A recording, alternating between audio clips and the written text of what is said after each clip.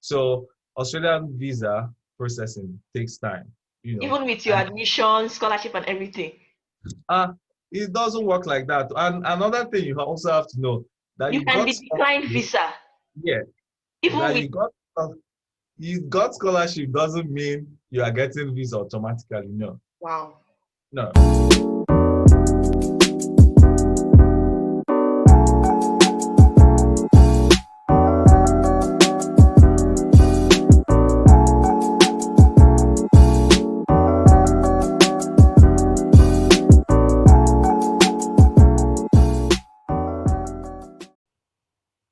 So hey guys, welcome back to Chilo Talks. And if you're new here, please consider checking out the other content and don't forget to hit the subscribe button. So today, and if you're a returning subscriber, thank you for coming back. So today we'll be talking about, we'll be learning more about scholarships, and to this effect, we'll be going all the way to Australia. So I have with me Nnamdi. Brief story, background story. Nnamdi was the one that attacked me. He attacked me on my study US video, and he was like, "Do Australia," and I said, "Okay, please, can you jump on this for me?" So I'm really grateful he accepted to grace my channel. So hello, Nnamdi. Hi, John. Okay, so for someone that let's say for instance, somebody gets an IRTPS while the person was in Nigeria.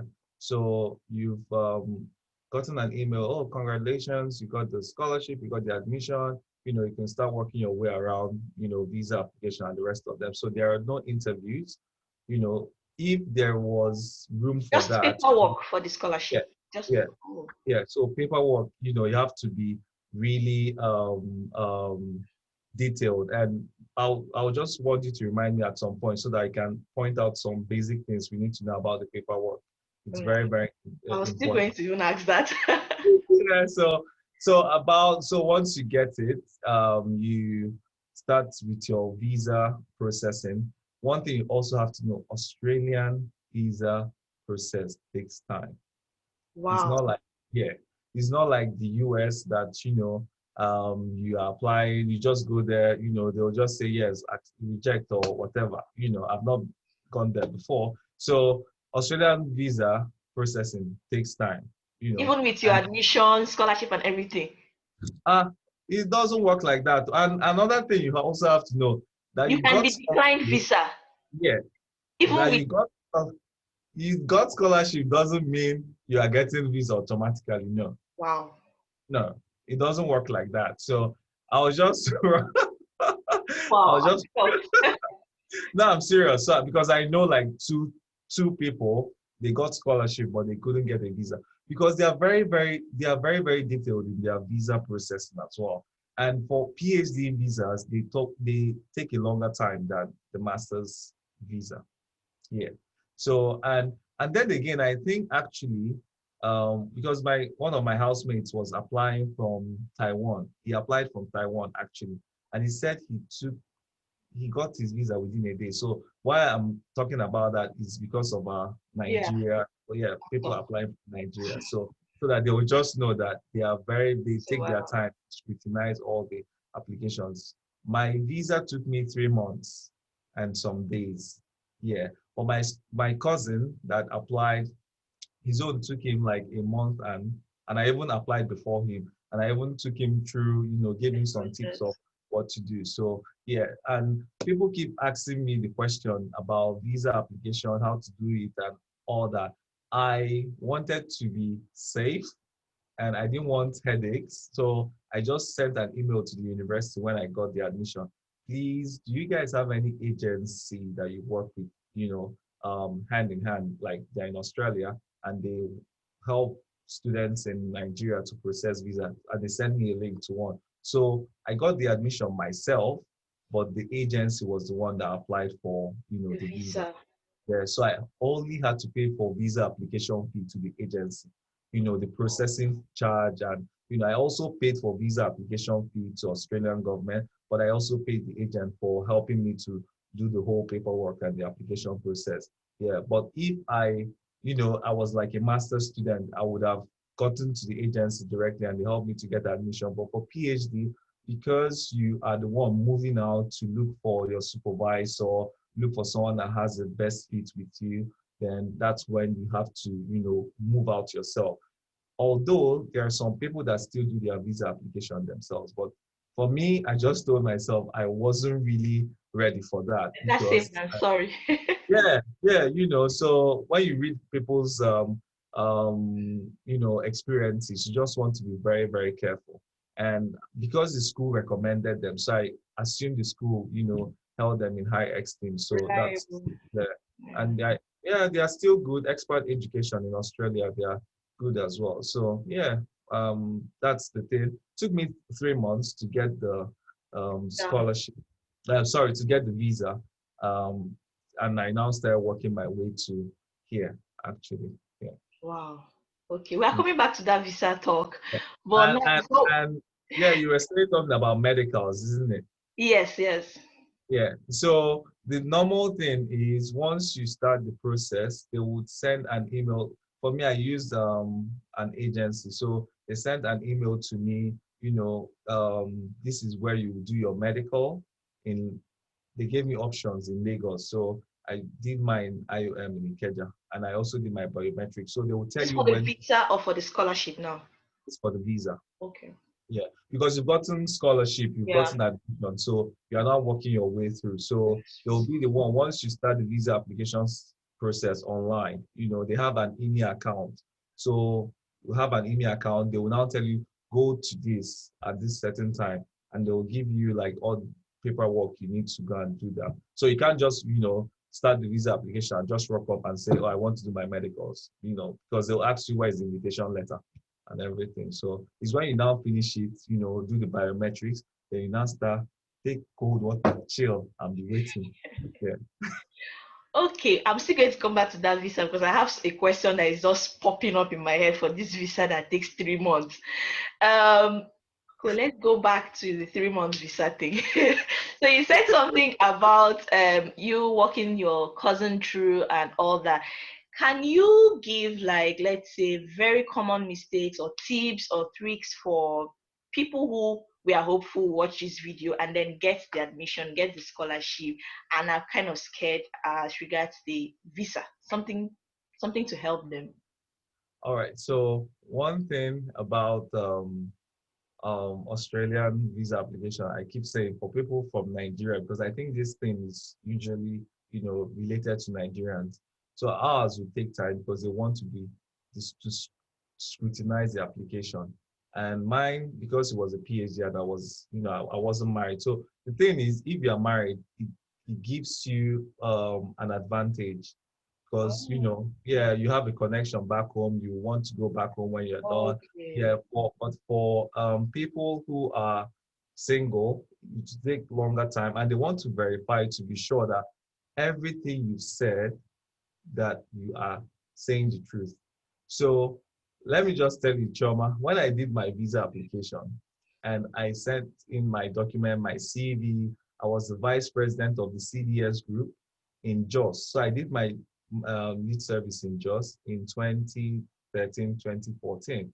And other things I put in there, the conference I went to in South Africa, the one poster presentation I did in the UK, and when they were doing my whole scrutiny for my application, do you know what happened? Wow. They told me that all the places I've worked in Nigeria, I've worked like in 4 or 5 hospitals. I need to get letters from each and every one of them to show that I worked there. So if you were lying, Yeah. that So that brings us to the number one point. If you're applying for visa application in Australia, please and please say the truth. Don't lie. So I got letters from, and they gave me 7 days to do that. So imagine I worked in Port Harcourt, I've worked in Jos. So I worked in Enugu. And at that time, I was in Lagos. So imagine I almost ran mad making calls and, so got everything there. They said, oh, you said you are the vice president of the CDS group. We want the certificate to show that. And I was very, very lucky when we were about passing out. We had certificate from Nnamdi saying that, we are the executives there. So I had to package everything like to the last bits and notarize all of them and sent it in. So that's why I'm talking about scrutiny. So for a young man moving to Australia to do PhD, they need to verify to be sure everything is the truth. You are saying the truth. And if I didn't get any of those documents, it's going to be Yeah. another story. Why I'm saying that is anything you're going to put in the application letter or the application paper, whatever, online, just know that once you've submitted it, it's there in the database. So you don't want to come here and, okay, say, oh, for instance, that, okay, let's take something very minor. You're doing a master's degree, you've done your visa application, you got a, because when you're doing visa, they'll ask you about your siblings, your parents, you put all their names. So if you say during your graduation, oh, I want to invite my siblings for my graduation, and okay, you now say Mr. XYZ is my younger brother, and I need to put a visa, send a letter of invite to him, and they'll go to your visa application, whatever, and said, oh, Confirm the Mr. name. Yeah, Mr. XYZ is not in the list you gave us. So when did he become your brother? So, and you now start explaining too much and everything. So is that bad? Another thing I would like people to say, still in the lines of saying the truth, is if you have applied for visa to go to the US and you get declined, please state it there because they have it in the letter. Yeah, they have it in the visa process for Australia. So I have someone I know that got rejected. He applied for visa to the US and he got rejected twice. And when he was applying for his visa to Australia, he did not state it there. Wow.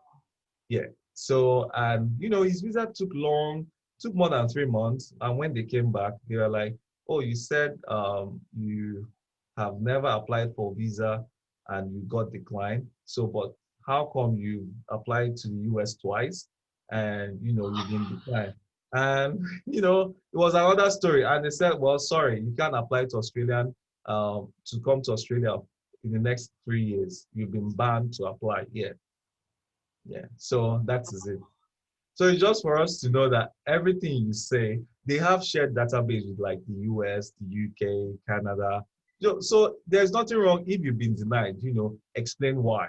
But people wouldn't do that. And they will not say, oh, I wasn't denied and everything. But at the end, it's now I a think sorry. I think this will even help people, even if it's not for studies or whatever they are coming over to Australia. This information is really going to help a lot of people. Wow, I'm shocked. No, no, I'm serious. Yeah, I'm actually I know very. the person. I know the person happened to. Wow, wow. Okay, I think we've almost touched everything, if not everything, but I would like to, what advice will you give people that are looking up to you, or or people who are looking up to come to Australia? Australia is a very, immigrant friendly country, and so many people have it on their checklist. So what advice will you give people who plan on furthering their education in Australia from maybe Africa or anywhere in the world? Yeah. So I think, like you said, they are a very friendly country. Um, the first thing is throw away every thing you've heard before about Australia. So Mm. people that before I came here, they said, oh, there are a lot of snakes in Australia, spiders, crocodiles and everything. Oh my gosh, they are racist, they are horrible people and everything. So all those preconceived mindset, just chuck them away. And it's a bit far from Nigeria because I know when I was It's coming, not a bit, it's very far. It's so it's very far. So it's really far from Nigeria because when I was coming to Australia for the first time, and I flew with Qatar Airways. So I've watched all the movies. I'm tired. I'm bored, and I now asked the air hostess, please, I wanted to confirm, am I on the right flight? She now said, why? I now said, because this flight is endless, and I'm actually meant to land in Sydney, then make my way to where I was going to my final destination. And she's like, yeah, it's 14 hours, 40 minutes from Qatar to Doha to Sydney. And then she was like, oh, we've just done 10 hours. I was like, just. So She's the used to first, it. no, she's already used to it. I was like, oh, this is a lot. So the first thing I will tell any person planning to come to Australia, it is far. And you have to get yourself mentally ready, For it. to know that you are on this journey. And there are also like opportunities in Australia, but then one of the things is they will always want to be very, very, very careful in their scrutiny to make sure that the people they are taking in are people that will, develop the country and help the economy and all that. For people who want to come and do undergrad, because there are no, you hardly get scholarship for undergrad. All the scholarships are mostly for domestic students who are Australians or PR. So um, it's expensive to pay for school fees. But then, if you want to stay back, there are still job opportunities for people who want to stay back. So the main advice I'll be giving to people, for people who want to do master's degree in Australia, it's fine because, the world is changing now that with your bachelor's, you are just seen like, oh, as, this is the first degree. So how have you advanced yourself? So I'll be concentrating more on PhD students because, probably this is where I am right now. So um, the first thing is why PhD? Is is a very, very tricky question. Why PhD? Some people like me, I knew before I entered my first year, I knew I was going to get a PhD. It's a long story anyway, but I'll just keep going. So why PhD? Because you may be you may be thinking, oh, I should do a PhD because my best friend is doing a PhD or my mom has got a PhD. No, that doesn't work because it's an interesting journey on its own with a lot of Ups and ups and downs. downs. So if you are not mentally ready and telling yourself, I have a passion for this because I want to do this for this reason, is that passion that you have that is going to keep you throughout the time. But if don't have a passion for it, then you will chicken out at some point and you feel frustrated. That's why research has shown that mental illness is usually, PhD students have recorded to have the highest number of, percentage for mental health issues. So something we have to think along those lines. And another question is, why Australia? Why New Zealand? Why Canada? Why do you want to go to all these places? Is there like where you want to do your postgraduate studies? Do they have like good universities, experts in those fields? Because, for instance, if you are just coming to Australia because you want to come to Australia, I heard, oh, they've got beautiful beaches, they have like very nice places, and you end up in the hands of a supervisor that is not an expert in what you're doing. Hmm. Hey, you're in trouble, oh. I'm serious. So it's something we have to think in those lines. Why Australia? Why this university? So once Why you this get, professor? yeah, once you get those things ticked off, then you now start narrowing down to, okay, I've chosen this university. I'm talking to this professor. Another thing, I'm not trying to sound too Christian-like or too spiritual at this point in time, but then if you're a Christian, pray. If you're a Muslim, pray. If you are non-believer, keep your fingers crossed and hope. You must make sure you have the best advisory team, your supervisors, whether you're having one or two or three of them, that you have like good supervisors. If you have horrible team of supervisors, Mm. you get frustrated. No I'm matter the serious. place you are, Yeah, frustrated. yeah. Yeah. Yeah, because I know how I had to pray. Like, I'm coming from a Christian point of I had to pray Mm. intentionally about this. I'm like, God, I need to get the best team. And I'm very, very, very, very blessed. I have the best team. I have two supervisors, very amazing individuals. So it's something we have to really think about. And when you now get to meet them and get to know them, you have to be best friends with them. Yeah. Because when you are not close to them, it's another ball game altogether. Okay. So we have to really, think in those lines because those are the basic things. The first ones you have to take first before you now come, and probably you've gotten the admission and you now come to Australia, you pass through the visa hurdles. And now while you're in Australia, as a PhD student who is starting, I now have, an advice to give. The first one is, you know that you are unique. My name is Nnamdi Chidebere Mbemena. Mr. B can be Nnamdi Somto Mbemena. We are different. You know, Yeah. I know you have people you look up to. I know you have mentors. You have, people, that when you look at this person, this person motivates you to keep going. But don't struggle to be like that person. Don't be in a competition because you get frustrated. Oh, you've seen that this your colleague, she's in her second year, she's already published like two papers or she's published like four, and you are just struggling with one, oh my God, what do I do and everything? No, you are in a different journey. So for me now, my research, I've got three papers that I have to publish, at the same time because I have to write them up when I've gotten to the end of my data collection. So I have to write, the third, the fourth, and the fifth paper at the same time. So if I keep saying, oh, look at this guy, oh, he's already published like three, what am I doing? You start just giving yourself unnecessary stress. So know that you are on your own personal Personal journey, journey. and that is how it's been made to be. Another thing I also want to talk about, I think I had a look at one of your videos on LinkedIn, and I saw about how you talked about distressing yourself. You have to also learn how to distress and give yourself a break. People say, oh, Nnamdi is the minister of enjoyment and everything, when they go to my Facebook. Are you sure you're doing PhD? I'm doing PhD. When you see when I do my, Balance. yeah, Balance.